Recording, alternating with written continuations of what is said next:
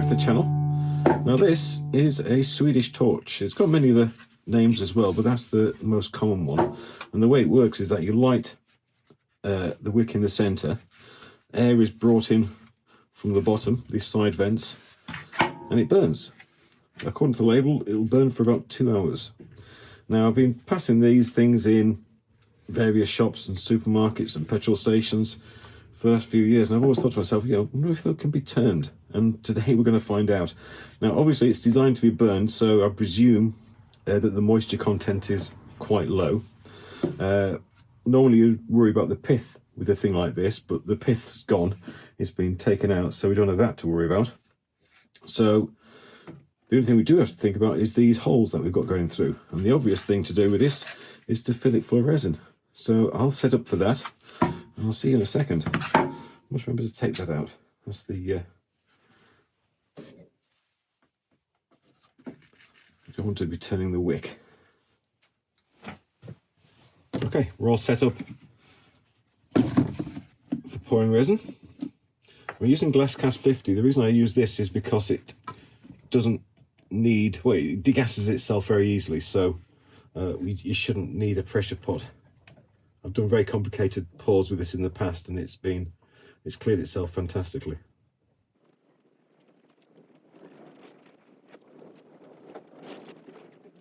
Right, there's 250 grams of that. Actually, I'm going to make this up to 300. Better to use have too much than too little. Now this one's done by weight, and you use 0.45 of hardener. So we need 45 times 3, which is 135. So I'll just reset that. We pour 135 grams of hardener.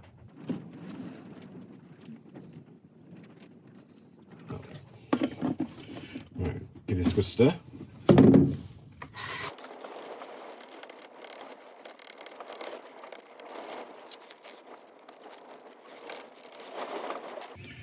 I'm going to be colouring the resin.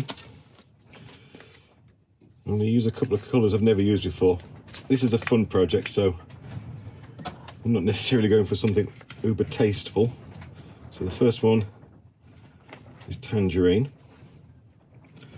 I'm going to make the first pour with this tangerine, and then I'm going to add another colour to the tangerine just to change it subtly and complete the filling with that.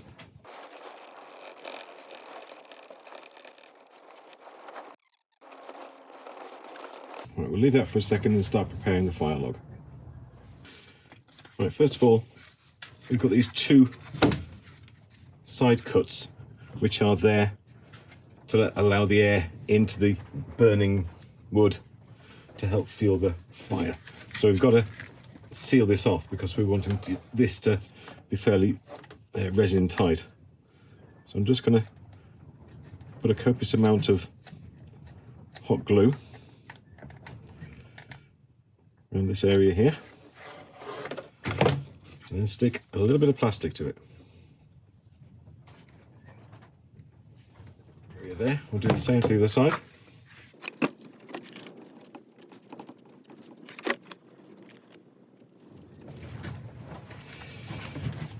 Right, the bottom, we're just going to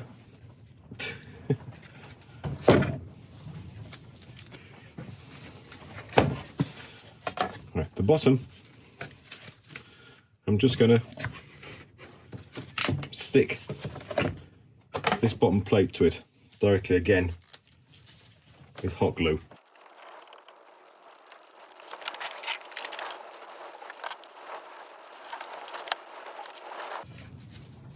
Just go around all the edges again, just to make doubly sure.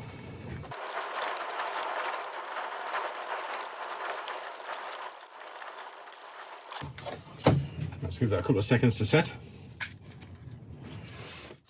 Right, before I start pouring the resin, I'm just going to sit this on an old dusty plastic tray, and if the resin does flow out, we're not going to ruin anything.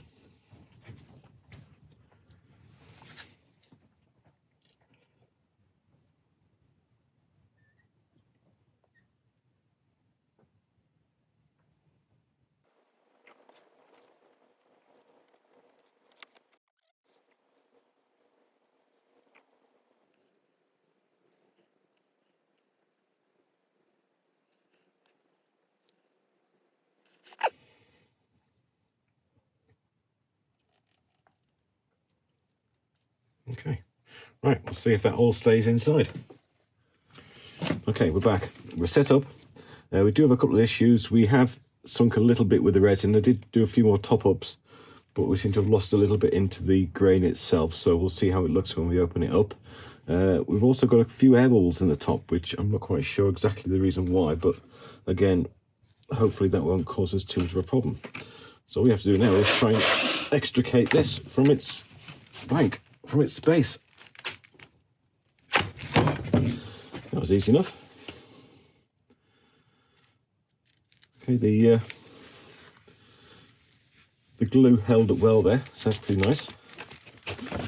I did have a small leak from this area here, which I think is a branch coming out. So I plugged it and glued it on. Okay, that's just have to get turned away. Right, I'll get this all cleaned up and we'll get it on the lathe.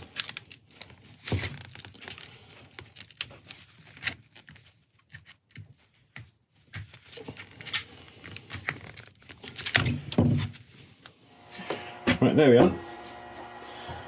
We're all ready and mounted to go on the lathe.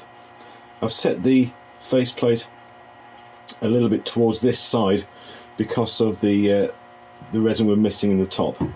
So by the time we've turned down that bit, hopefully we'll have a nice balanced piece of wood. Remove the bark because it was going to come off anyway, and I had to make sure that I'd removed all the pins that were holding on the straps. So right, this is where we are so far. Let's get it to the next stage.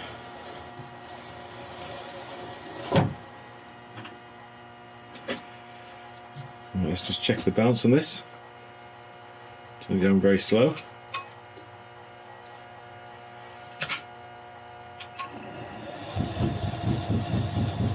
Oh, we're going to be fine. I'll use tailstock at the start anyway. So I'll just go and sharpen up and we shall begin.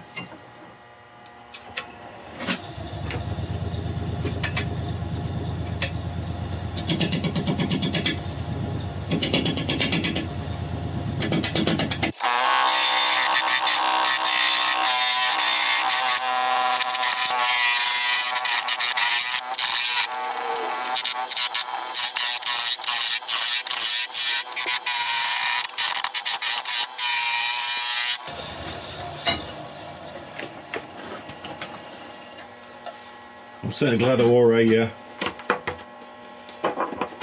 glove for this because I've had some interesting bits flying off. Okay, it's looking interesting.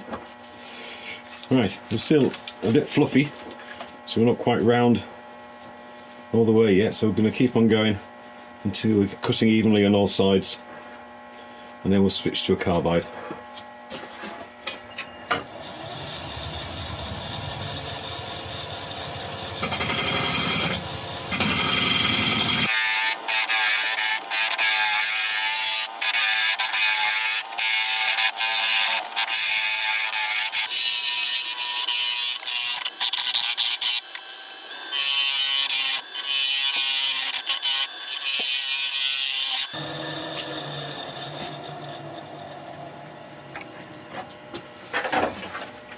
Okay, we're just about round. Still a bit in that area to go. You still see the holes where the strap key went on, but I think we'll leave that as part of the patina. Right, I'm going to sharpen up. Oh crikey, that's a nice delve in there. Right, I'm going to go and sharpen up my carbide, and then we'll come back and start shaping this a little more. Okay, we're all sharp. I'll just show you the difference. You see that area there? Right, I'm going to quickly go over it with the carbide, and I'll stop and we'll take another look at it. Now I'm not going to go flat with the carbide. I'm going to turn it at an angle, about 45 degrees.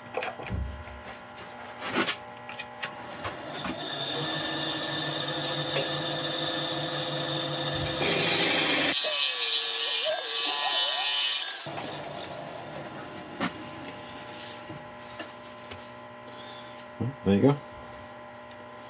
Such a difference. Before, after. So I'm going to carry on with the carbide now. need to take a reasonable amount more off this area.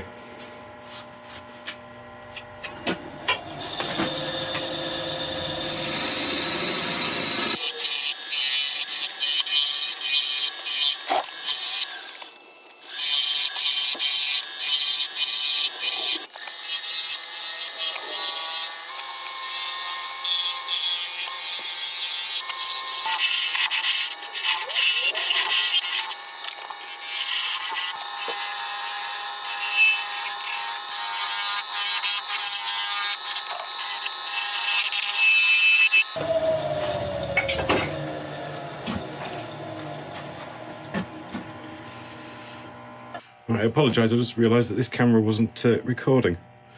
Luckily, the other one was, so it's not a complete loss. Right, we'll start sanding.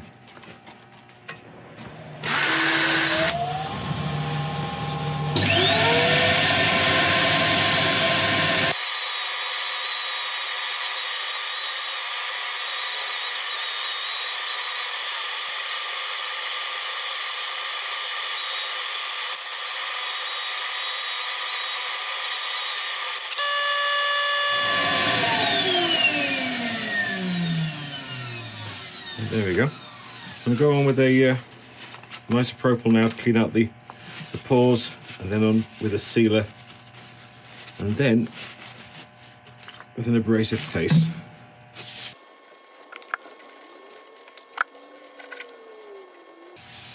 Just let that evaporate. Right, on with the sealer.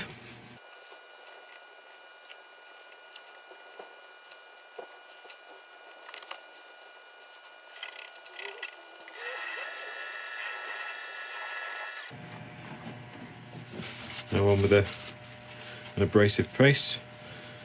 We're using True Grit again.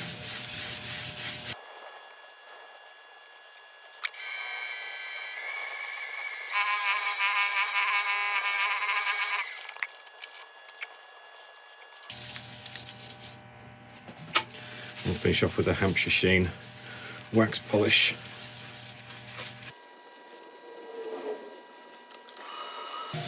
Right, I'll polish this in, and then we'll turn it around and start hollowing out the inside.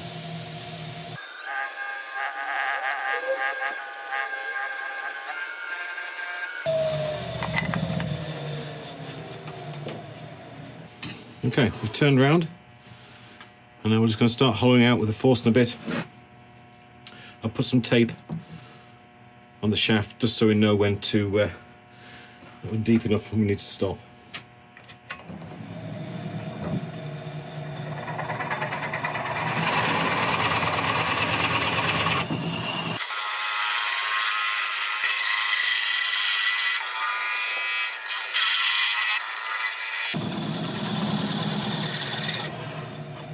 Right, that's the hard work done.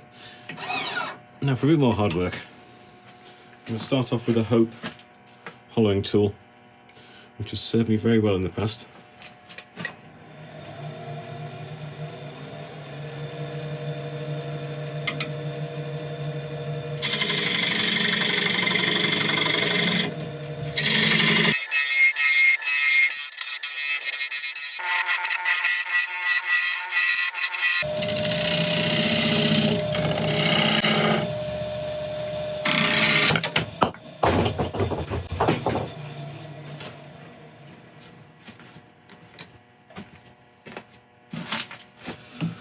Well, I found half of it.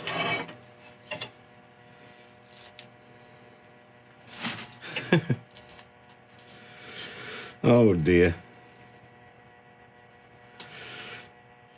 I was trying to be clever and getting in there with a bowl gouge just to hollow it out a little bit quicker, but not being able to see very well what I was doing. I just got a catch and it's just ripped off the base. If I can find the base, we may be able to continue. Ah, there we go. Oh, blimey, it's split across there as well. No, that's not fixable. Oh well, a bit more firewood. It'll turn back into a Swedish torch. Right, I decided to glue the base, and we'll give this another go. It may not even hold up to being chucked, but well, we've come this far, we may as well give it a go.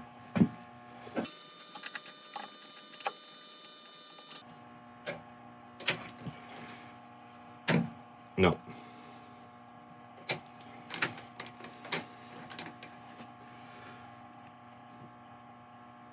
That's held. This bit hasn't.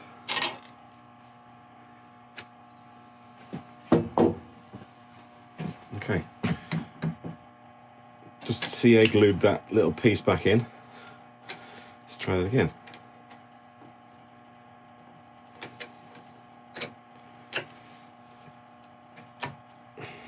No. Okay, right. Now, that didn't work. So, I'm determined to try and get a finished article out of this. So I think I've just got about enough wood at the bottom to make an external tenon on here. So I'm going to make up a form for this internal hole to slit over, bring up the tailstock, turn a tenon, turn it back around, and have another go.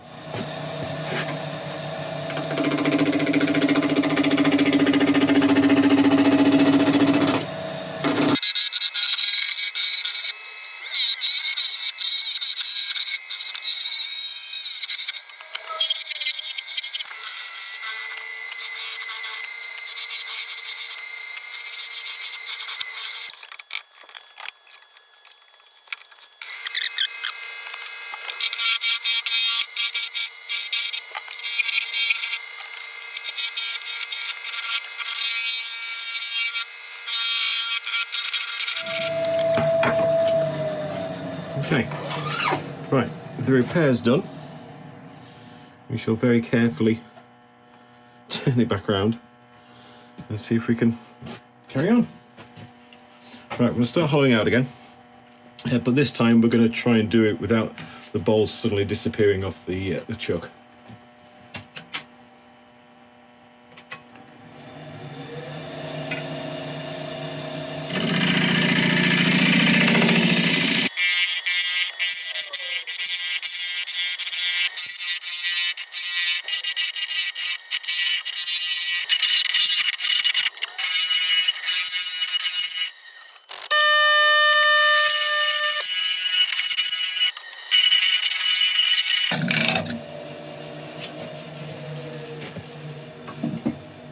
Okay, the hollowing went far better than I expected. At least it's still on the lathe. Bit of tidying up to do inside and a bit of sanding. We've got to reshape this outside, and we've got to do something with this top because it's a right mess. So let's worry about the top thing first.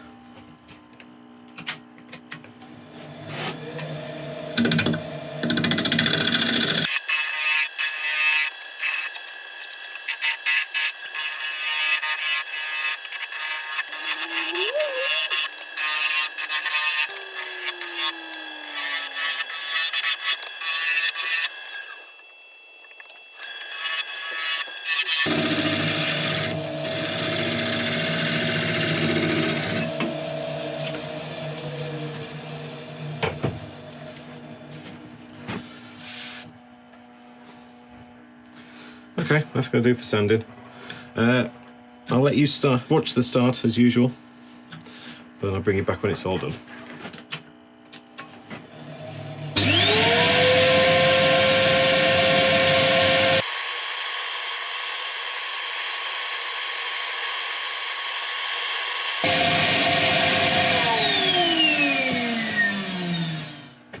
Right, well, it's sanded. I'm not overly in love with what we've got, but it was an experiment. It was a bit of fun, and it's certainly been an interesting process. This is just a bit of isopropyl to clean out the pores. There's lots of strangeness going on with this grain. I think it may be something to do with the drying process. It's probably been force dried, because obviously these things will be mass produced, so they're not looking for a quality bit of wood at the end, are they? They're just looking to shove something out which somebody's going to put onto a fire and burn. but it was fun.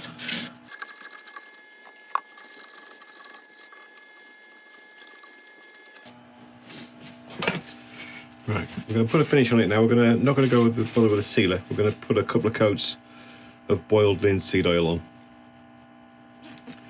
to try and give this wood a bit of life left.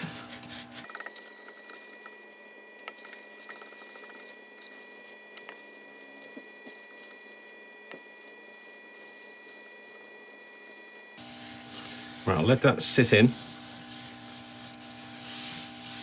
And I'll give it another coat or two. I'll turn it around, take the tenon off, and then we'll take a look at what we've done. Right, well, there we are. Yes, it is possible to turn a Swedish fire log. Whether you should or not, I'll let you be the judge of that. It started off as a fun project and then got more and more tricky as we went along, but we got there. It's okay. It is what it is. So we'll leave it at that. This video fills the gap between the giveaway bowl being released and the announcements being made in a few days' time. So if you're watching this as it goes out, then there's still chance for you to win the giveaway bowl, which is far, far, far nicer than this. All you have to do is subscribe to the channel and leave a comment. You can leave a comment on this video or on any one previous up to the point when we gave away our last giveaway bowl. But apart from that, thank you very much indeed for watching. I hope you've enjoyed watching me struggle along with this one, and I'll see you very soon. Thank you.